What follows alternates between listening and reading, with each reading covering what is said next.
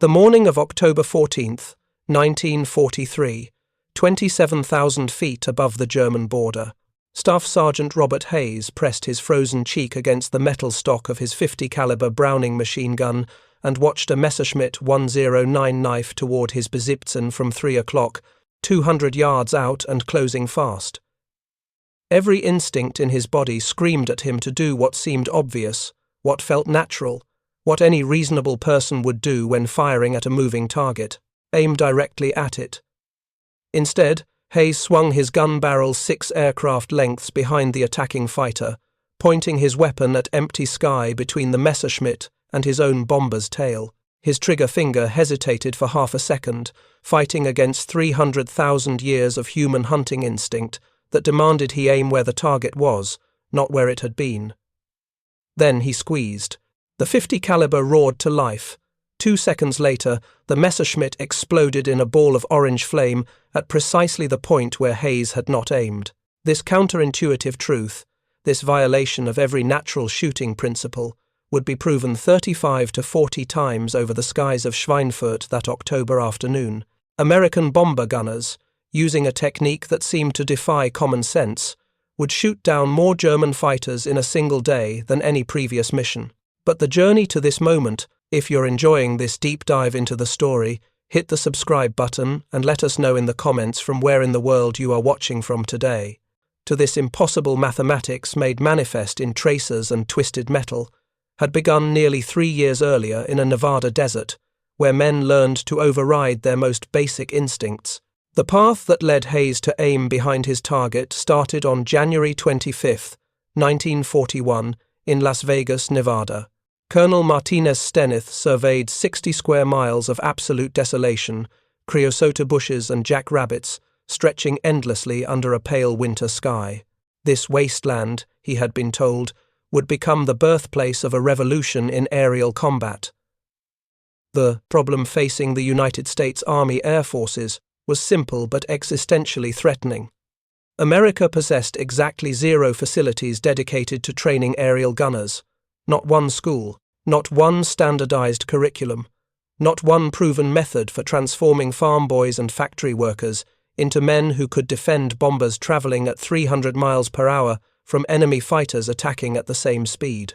The British had already learned what happened without proper training. Royal Air Force bomber crews flying night missions over Germany were being slaughtered. British gunners trained primarily on ground targets and static exercises aimed directly at attacking fighters, exactly as their instincts demanded. They missed. They died. The mathematics of aerial gunnery were brutally unforgiving and completely counterintuitive. The Army Air Forces leased 60,000 acres of Nevada desert from the city of Las Vegas for $1 per year. Construction crews arrived in March of 1941. By June 17th, 103 instructors reported for duty, men who would have to figure out how to teach a skill that nobody in America truly understood.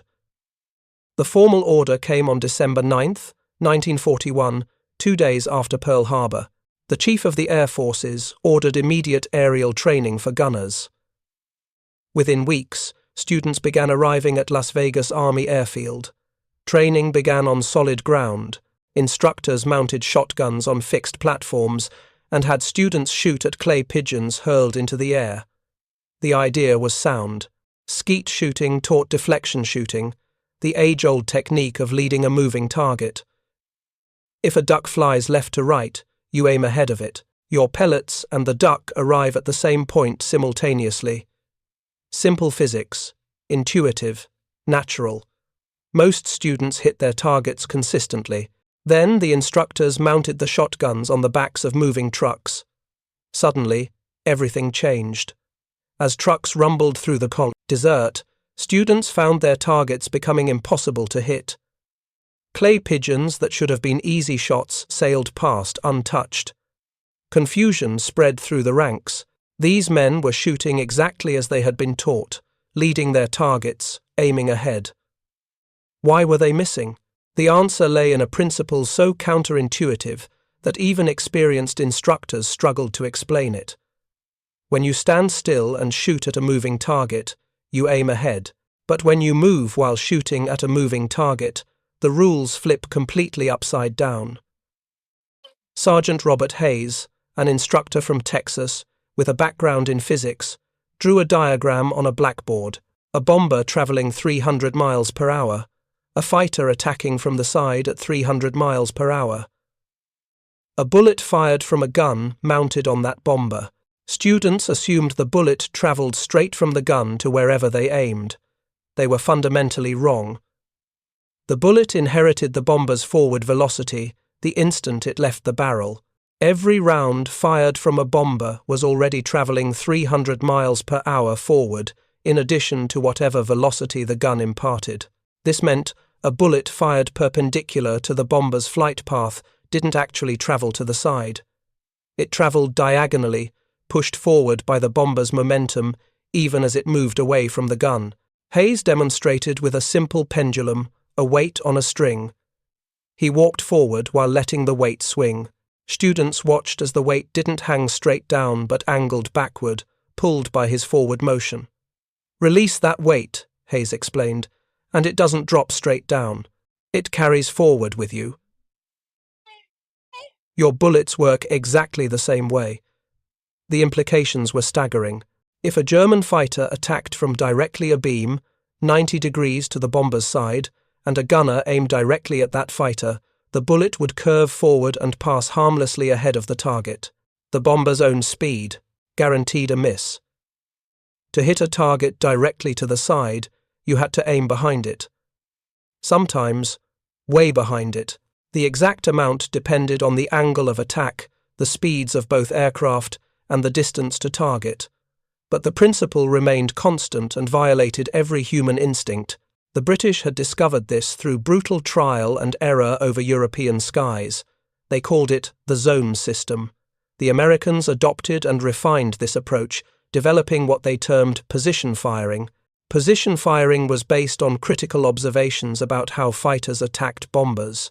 To bring their fixed forward-firing guns to bear, fighters had to fly pursuit curves, continuous arcing paths that kept their guns pointed at the bomber. From a gunner's perspective, an attacking fighter appeared to slide sideways toward the bomber's tail, while simultaneously growing larger as it closed distance. This created a geometric relationship that could be calculated. The Army Air Forces developed tables, charts, and eventually a simple rule system based on radians of deflection. A radian, in this context, told gunners how far behind the attacking fighter to aim. At a 90-degree attack angle with both aircraft at typical speeds, a gunner might need to aim 8 to 12 radians behind the fighter. Each radian represented roughly one aircraft length at combat ranges. This meant aiming 8 to 12 aircraft lengths behind an attacking fighter to score a hit. Everything in a gunner's training, every instinct from hunting and target shooting, screamed that this was insane. But mathematics and physics didn't care about instincts. By summer 1942, Las Vegas Army Airfield was graduating 600 gunners every 5 weeks. The training had evolved into a comprehensive 6-week program that systematically broke down students' natural shooting instincts and rebuilt them with position firing principles. Week 1 covered ground school, ballistics, aircraft recognition, basic, mechanical knowledge of the .50 caliber Browning machine gun. Students learned to field strip and reassemble their weapons blindfolded. Week 2 moved to shotgun trucks. Students spent hours shooting clay pigeons from moving platforms, ingraining the feel of shooting while in motion.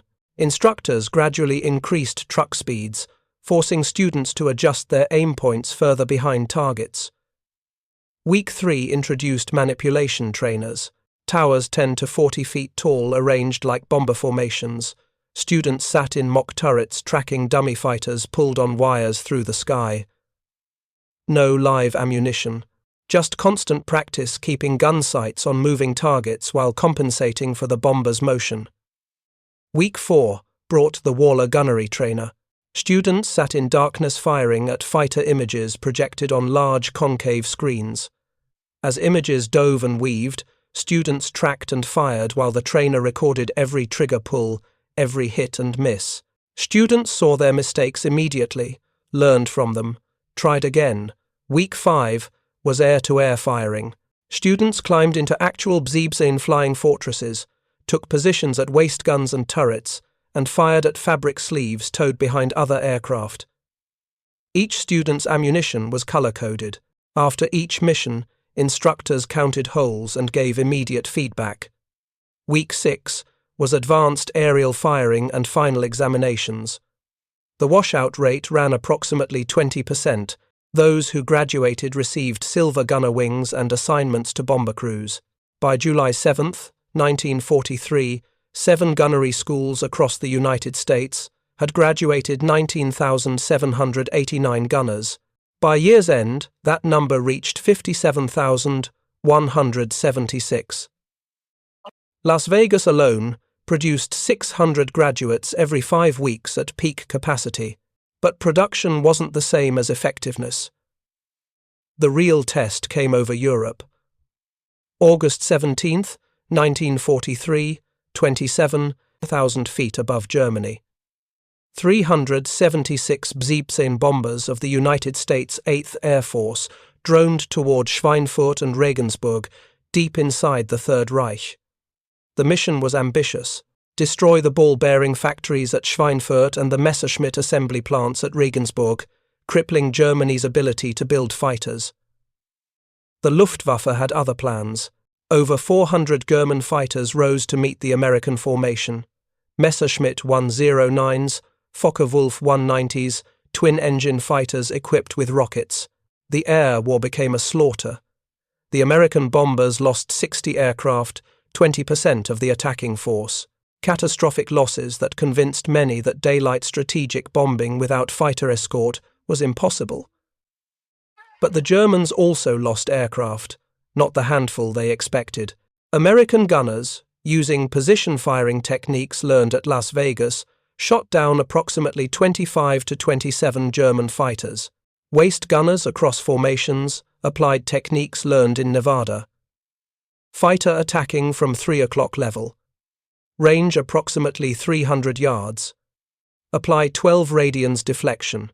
Aim between the fighter and the bomber's tail. Open fire in 3-round bursts. Observe strikes on fighter's wing root and engine. Fighter breaks off smoking, disappears in vertical dive. The technique worked precisely as mathematics predicted. But gunners noted something critical. Initial instinct was always to aim directly at targets. They had to consciously force themselves to apply proper deflection. Training overcame instinct. Without systematic instruction at gunnery schools, they would have missed. This was the key insight. Position firing wasn't natural. It violated every hunting instinct, every basic shooting principle students brought with them. Only intensive, repetitive training could override those instincts in combat stress. The Schweinfurt raid taught both sides valuable lessons. Germans learned that massed bomber formations with properly trained gunners were far more dangerous than expected. Americans learned that daylight bombing without fighter escort was unsustainable, despite good gunnery training. But the raid validated the training program. Position firing worked. Gunners who applied proper deflection could hit fast-moving fighters in 3-dimensional combat. Over the following weeks, Luftwaffe intelligence analysts studied the August raid obsessively. German fighter pilots reported something unprecedented. American gunners were hitting them with surprising consistency during beam attacks, the traditional approach where fighters attacked from the bomber's side. These attacks should have been relatively safe because deflection shooting at 90 degrees presented the most difficult firing solution. Yet American gunners were connecting. Luftwaffe tactical bulletins began circulating through fighter units across occupied Europe. American bomber gunners had received specialized training in deflection shooting. They were no longer spraying bullets uselessly into the sky. They were calculating lead angles and applying systematic techniques. German pilots needed to adapt or die. The preferred tactic became frontal attacks from 12 o'clock high, approaching the bomber head-on from above and ahead. Early Bziebzane models mounted only 2 or 3 flexible guns in the nose, operated by bombardiers and navigators who had other primary duties. These flexible guns had limited traverse. A German fighter pilot with nerve and skill could dive from above and ahead, fire a concentrated burst at the cockpit, then break away under the bomber before defensive guns could track effectively. This frontal attack doctrine was pioneered by Hauptmann Egon Meyer shortly before the August Schweinfurt raid. Meyer recognized through combat experience that most Betriebssein defensive firepower faced rearward or to the sides, leaving the nose relatively vulnerable. The combined closure speed exceeded 500 miles per hour, with the fighter approaching at 350 to 400 and the bomber flying toward it at 150 to 180. This gave the bomber's nose gunner perhaps 2 seconds to aim and fire before the fighter flashed past. Those 2 seconds demanded extraordinary marksmanship from defensive gunners who had to track rapidly approaching targets while estimating lead angles, despite wind blast, and psychological pressure of watching a fighter dive directly toward them with guns blazing. The attacking pilot, meanwhile, enjoyed a nearly stationary target, growing larger in his gun sight, making aim calculation relatively simple. But even frontal attacks carried enormous risk. Fighter and bomber hurtled toward each other at combined speeds exceeding 500 miles per hour, closing distance at nearly 750 feet per second. The attacking pilot needed to hold his course directly into the bomber's nose, watching it grow from distant speck to massive 4-engine aircraft filling his windscreen, waiting until range closed to point-blank distance of 200 yards or less before firing. Any hesitation, any early breakaway prompted by survival instinct, reduced effectiveness dramatically. The psychological pressure proved too much for many pilots. They broke off too early, wasting attacks and exposing themselves to fire from top turrets as they passed overhead.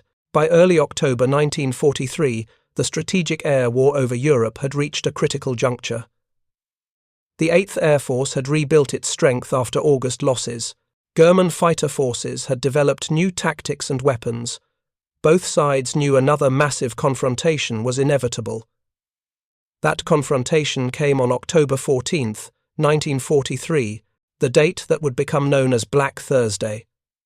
The morning started cold, damp, foggy across bomber bases throughout East Anglia. When crewmen stumbled into briefing rooms and saw the red target string stretched to Schweinfurt, there was audible groaning. They remembered August. They remembered the losses.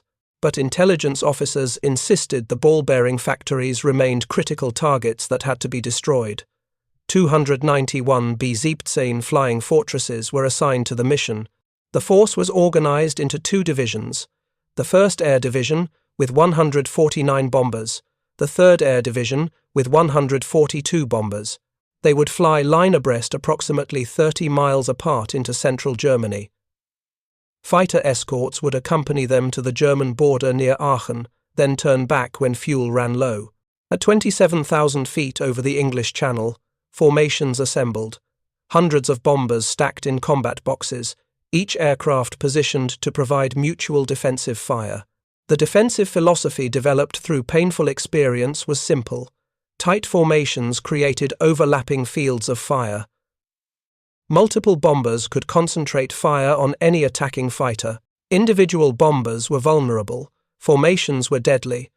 Staff Sergeant Robert Hayes occupied the right waist gun position aboard a Betriebssein named Liberty Bell, part of the 95th Bombardment Group. Hayes was 22 years old, from Iowa, a former farm boy who had graduated from Las Vegas Army Airfield in May 1943. This was his 8th combat mission. He had shot at German fighters on 3 previous missions, but scored no confirmed kills. At the waist position, Hayes stood in an open window, hurricane-force winds blasting through the fuselage, temperature 40 degrees below zero at altitude. He wore heated flight suits and oxygen masks. His 50 caliber Browning machine gun was mounted on a flexible ring that allowed wide traverse. The gun weighed 84 pounds. In the thin air and howling wind, wrestling it onto target required significant physical strength. The formations crossed the Dutch coast at 1:48 p.m. Republik 47 Thunderbolt fighters provided escort. weaving above and around the bomber stream. German radar had tracked the formations since they departed England. Luftwaffe fighter units across Western Europe scrambled to intercept. If you find this story engaging, please take a moment to subscribe and enable notifications. It helps us continue producing in-depth content like this. Over 300 fighters from multiple units prepared to attack. At 2:48 p.m. over Dorsten, Germany, the 47 escorts reached the limit of their fuel and turned for home. They wagged their wings in farewell, then they were gone. The bombers continued alone, deep into German territory, 200 miles from the safety of friendly fighters. That's when the Luftwaffe struck. Messerschmitt 109s appeared first, diving from above in groups of 4 and 6. Then Focke-Wulf 190s attacked from the flanks. Twin-engine Messerschmitt 110 and 14 fighters hung back at extreme range, firing 21-centimeter rockets into the formations. The rockets were unguided, inaccurate beyond 800 yards, but their high-explosive warheads could destroy bombers with near misses or cause collisions as pilots took violent evasive action. The 13th Combat Wing, leading the 3rd Air Division, took the brunt of the initial assault. Approximately 200 German fighters concentrated their attacks on fewer than 60 bombers, employing new tactics designed to overwhelm defensive fire through sheer numbers. Hayes watched through his gun sight as the sky filled with black-crossed fighters. His training at Las Vegas had prepared him for this moment, but nothing could truly prepare a man for the reality of hundreds of aircraft locked in mortal combat at 27,000 feet. A Focke-Wulf 190 approached from 3 o'clock, slightly high, range approximately 400 yards and closing. Hayes could see the distinctive radial engine, the yellow nose markings, the muzzle flashes, as the German pilot opened fire. Every fibre of Hayes's being wanted to put his gun sight's reticle directly on that fighter's nose and squeeze the trigger. Instead, he forced himself to follow his training. He estimated the attack angle, roughly 60 degrees off the tail. The Focke-Wulf was pulling a pursuit curve, sliding toward the bomber's 6 o'clock while maintaining his firing position. Hayes calculated rapidly. 60-degree attack angle, both aircraft at approximately 300 miles per hour, range closing to 300 yards. He needed approximately 10 radians deflection, 10 aircraft lengths. Hayes swung his gun barrel behind the attacking fighter, pointing at apparently empty sky between the Focke-Wulf and Liberty Bell's tail. The German pilot was now at 250 yards. Hayes could see individual panel lines on the fighter's wing. He placed his sight reticle 10 aircraft lengths behind the Focke-Wulf and opened fire. The .50 caliber roared, 3 round bursts. Hayes watched his tracers arc through the sky, curving forward as the bomber's velocity carried them. The cowling shattered. Black smoke poured from the engine. The Focke-Wulf rolled inverted and fell away trailing flames. Hayes had no time to celebrate. 2 more fighters were already attacking from different angles. Across Liberty Bell, other gunners engaged targets simultaneously. The top turret gunner tracked a Messerschmitt 109 attacking from 12 o'clock high. The ball turret gunner fired at fighters approaching from below. The tail gunner engaged a Focke-Wulf boring in from 6 o'clock level. The defensive fire from a single Besiebsen with 9 .50 caliber machine guns created a zone of lead that extended hundreds of yards in every direction. But Liberty Bell wasn't fighting alone.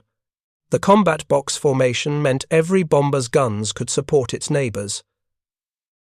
When a German fighter attacked one Besiebsen, it exposed itself to fire from 4 or 5 other bombers, whose gunners could track it through overlapping fields of fire. This was the mathematical reality that Luftwaffe pilots faced. Attacking a single bomber meant flying through defensive fire from an entire formation.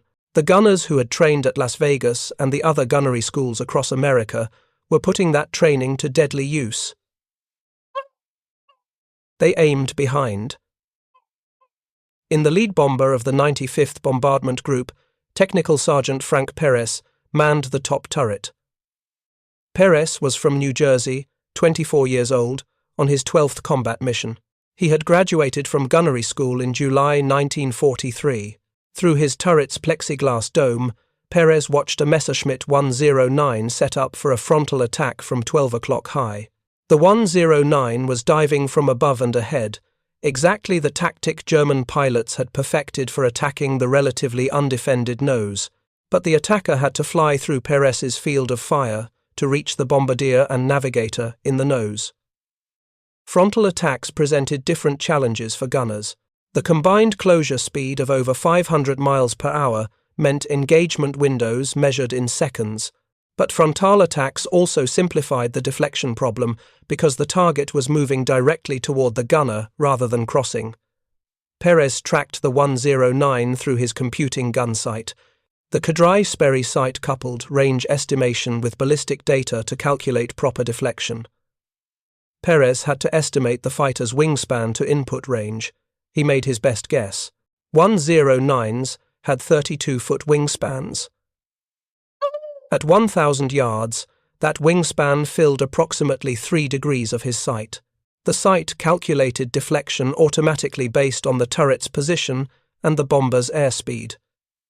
Perez simply had to keep the moving reticle on target. The 109 closed to 600 yards. Perez opened fire, his twin .50 calibers, fired in sustained bursts. Tracers reached out toward the diving fighter. At that closure rate, even small aiming errors meant misses. But Perez's training had prepared him for this moment. The 109 flew directly into Perez's fire. Strikes appeared on the fighter's canopy and engine cowling. The fighter's nose dropped sharply. It passed under the bomber's nose, trailing smoke and pieces of shattered canopy. Perez never saw it again, but the ball turret gunner watched it spiral downward, eventually crashing into farmland below. Throughout the bomber stream, similar engagements played out hundreds of times. German fighters pressed attacks with determination, born of desperation. They knew these bombers were targeting Schweinfurt's ball-bearing factories, critical to Germany's war production.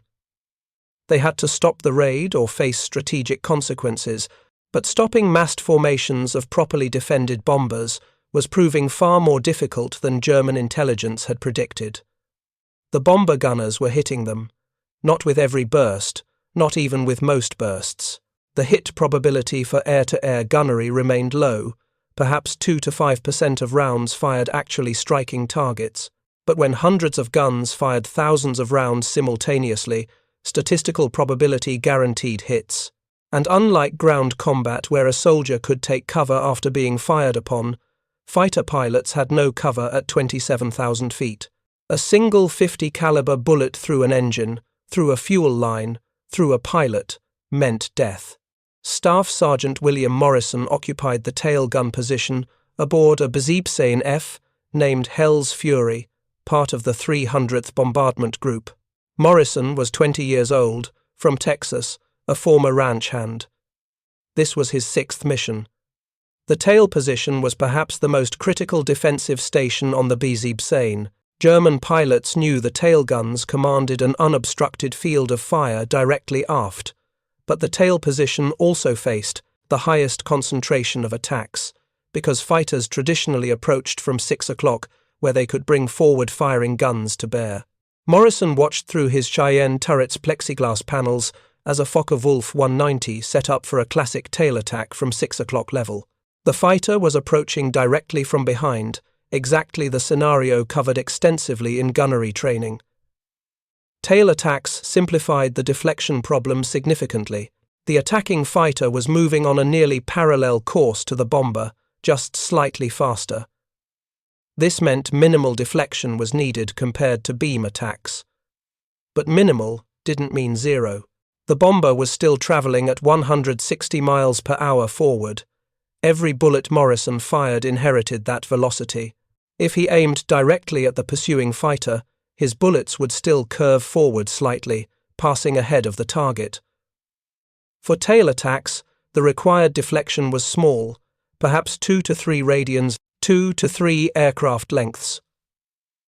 Morrison placed his sight reticle 3 aircraft lengths behind the approaching Focke-Wulf. At 400 yards, he opened fire, his twin .50 calibers hammered. The fighter was closing at approximately 40 miles per hour differential, the fighter's 300 minus the bomber's 160. This gave Morrison more time on target than gunners facing beam attacks. He fired sustained bursts, walking his fire into the target as the fighter closed. Strikes appeared on the Focke-Wulf's spinner and engine cowling. The fighter's propeller shattered. Oil streamed back, coating the canopy. The German pilot broke left, dropping away with a dead engine. The fighter spiraled downward, the pilot eventually bailing out at lower altitude. Morrison's victory was confirmed by the waist gunners who watched the fighter's descent. By the time the bomber formations approached Schweinfurt, they had already lost 28 aircraft to fighter attacks.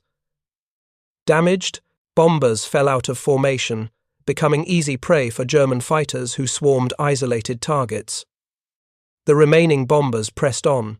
At 2:51 p.m., the 1st Air Division began its bomb run over Schweinfurt.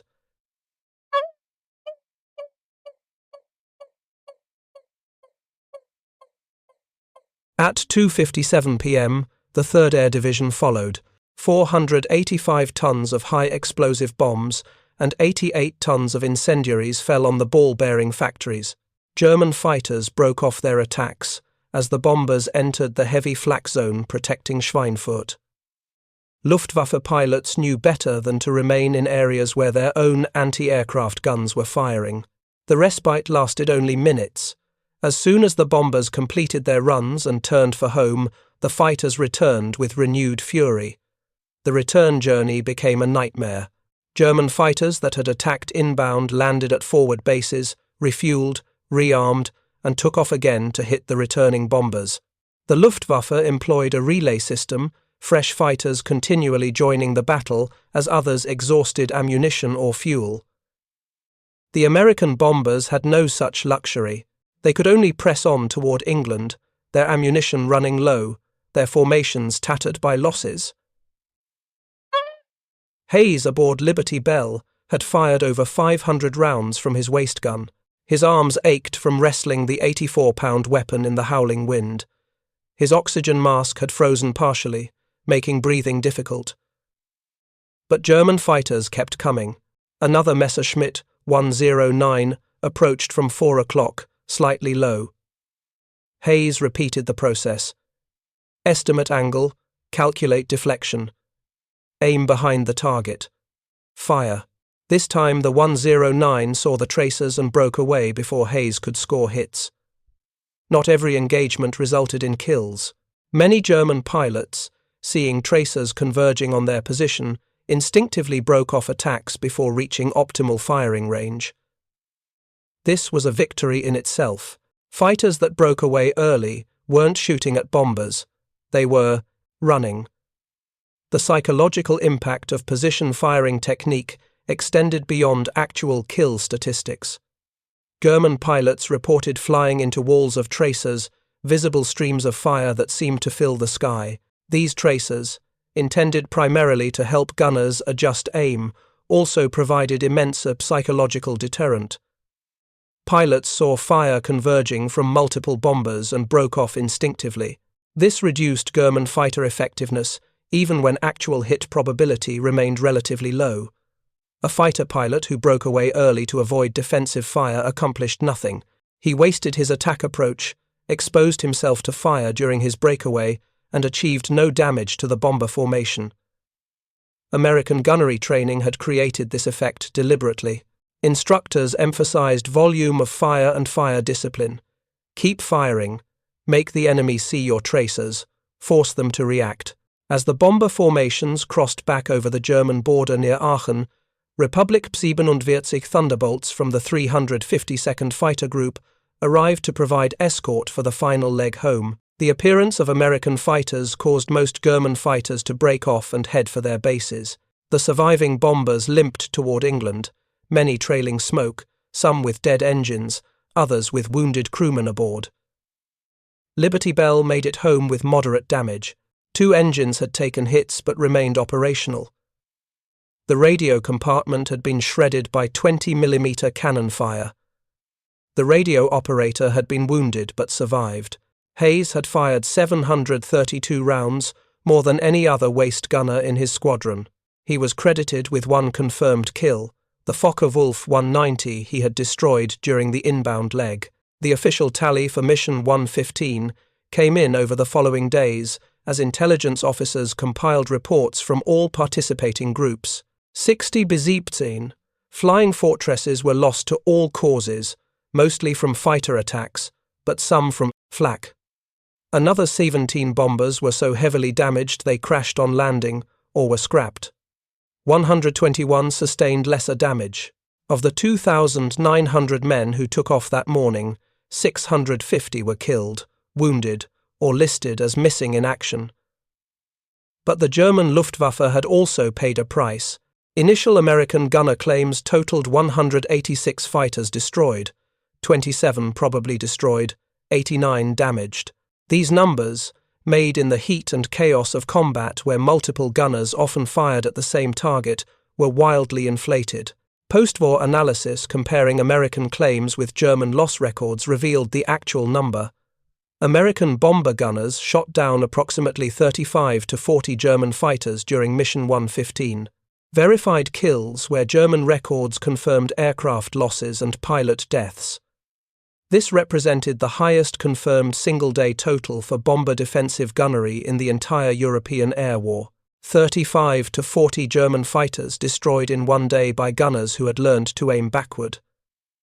The figure seems modest compared to initial claims, but those 35 to 40 kills represented exceptional success for defensive gunnery. Each kill meant a dead or captured German pilot, often an experienced aviator, who couldn't be easily replaced. Each kill meant a destroyed fighter that German industry would have to replace from limited resources. Each kill validated the training program that had started in Nevada desert. The effectiveness of position firing became clear when analysts compared gunner success rates between trained and untrained crews. Bombers with gunners who had completed gunnery school training shot down approximately twice as many attacking fighters as bombers with hastily trained or untrained gunners using the same equipment. This twofold improvement came almost entirely from understanding and applying position firing principles. The technique didn't make gunners superhuman. It made them competent. And in aerial combat, competence meant survival. The second Schweinfurt raid had strategic implications beyond the immediate tactical results. The losses were unsustainable. 26% of the attacking force lost or scrapped, 22% of aircrew killed, wounded, or missing. The 8th Air Force couldn't continue deep penetration raids at such cost. General Henry Hap Arnold, commanding the Army Air Forces, publicly stated the loss of 60 bombers was incidental compared to the strategic damage inflicted. But privately, Army Air Forces leadership knew the truth. Unescorted daylight bombing deep into Germany would be suspended until long-range fighter escorts became available. The Besiegten's defensive firepower, despite proper training and position firing techniques, couldn't fully protect bomber formations from determined, numerically superior fighter attacks. The real answer lay in long-range escort fighters. The 51 Mustang, equipped with drop tanks for extended range, could accompany bombers all the way to Berlin and back. These escorts wouldn't arrive in significant numbers until early 1944. Until then, the 8th Air Force would restrict operations to targets within range of existing escort fighters. But the lessons learned about position firing remained valid and expanded into all aspects of aerial gunnery training. The 8th Air Force used Mission 115 as a case study. Intelligence officers debriefed every returning gunner who had scored confirmed kills. What angles had they engaged from? What deflection had they applied? What ranges had proven most effective? The data confirmed what instructors at Las Vegas had taught. Gunners who applied proper deflection based on attack angles achieved significantly higher hit rates than those who aimed directly at targets. The margin wasn't subtle. It was the difference between hitting and missing, the difference between surviving and dying. Staff Sergeant Robert Hayes completed 22 more missions after Schweinfurt. He scored 2 additional confirmed kills and several probables. He survived the war and returned to Iowa in 1945. Frank Perez completed his 25-mission tour in December 1943. He became a gunnery instructor at Kingman Army Airfield in Arizona, teaching new students the same position firing techniques he had used over Schweinfurt. William Morrison completed 30 missions and received the Distinguished Flying Cross. He survived being shot down over France in March 1944, evaded capture, and made it back to England with help from the French resistance. These men represented thousands of gunners who learned to override their instincts and trust mathematics. They learned that shooting from a moving platform required entirely different techniques than shooting from the ground. They learned that hitting a crossing target, while both shooter and target moved at 300 miles per hour, demanded calculations that violated common sense. Most importantly, they learned that survival often required doing what felt completely wrong. The principle of position firing extended beyond World War II. Korean War WWII gunners used refined versions fighting advanced Soviet MiG-15 jet fighters. The physics remained identical even against jets, with enormous performance advantages over propeller-driven bombers. Modern fighter aircraft still employ the same basic principle through automated computing gun sights that calculate deflection based on target angle, range, and closure rate. The underlying physics is immutable. A projectile fired from a moving aircraft inherits that aircraft's velocity. To hit a target, you must account for your own motion, not just the target's motion. The human brain didn't evolve to make these calculations instinctively. 300,000 years of throwing spears at running animals created neural pathways that demanded aiming directly at targets or slightly ahead for moving prey.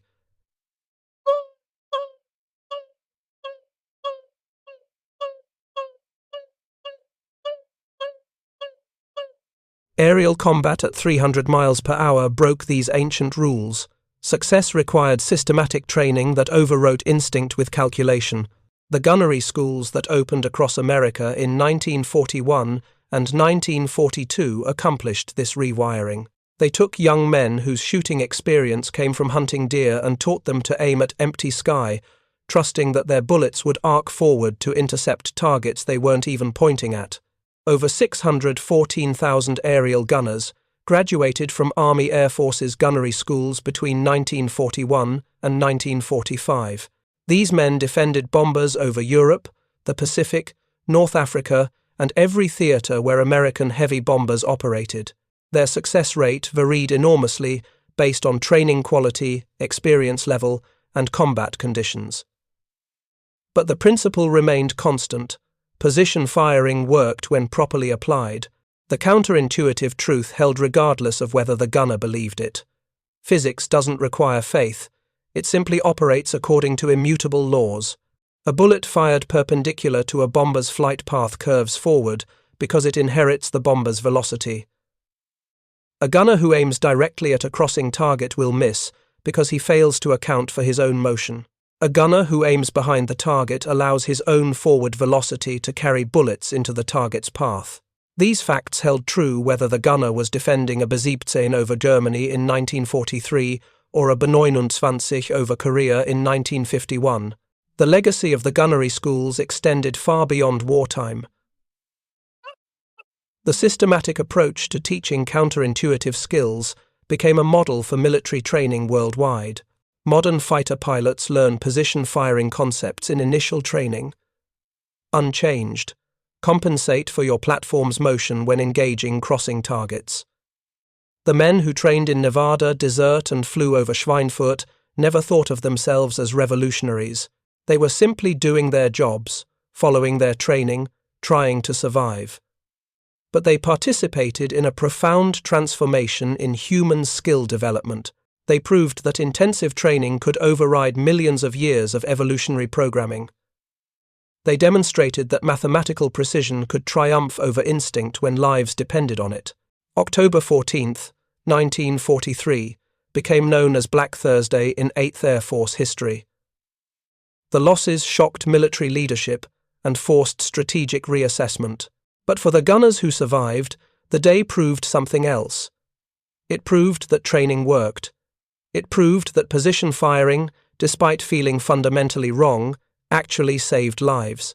It proved that sometimes the path to survival runs exactly counter to instinct. Staff Sergeant Robert Hayes, standing at his frozen waist gun position 27,000 feet above Germany, had aimed 12 aircraft lengths behind a Focke-Wulf 190 that was attacking his bomber. Every instinct screamed that he was pointing at empty sky, wasting ammunition, failing to defend his crew. He fired anyway. 2 seconds later, the Focke-Wulf exploded exactly where Hayes hadn't been aiming. Mathematics had proven stronger than instinct. Training had overcome evolution. The bullet and the target arrived at the same point in space and time because Hayes trusted the counterintuitive truth he had learned in Nevada desert. This was the real lesson of Black Thursday, not that defensive firepower could stop determined attacks by numerically superior fighters. The losses proved it couldn't, but properly trained gunners using correct techniques could exact a terrible price from attackers. They could destroy 35 to 40 fighters in a single mission. They could force others to break off attacks prematurely.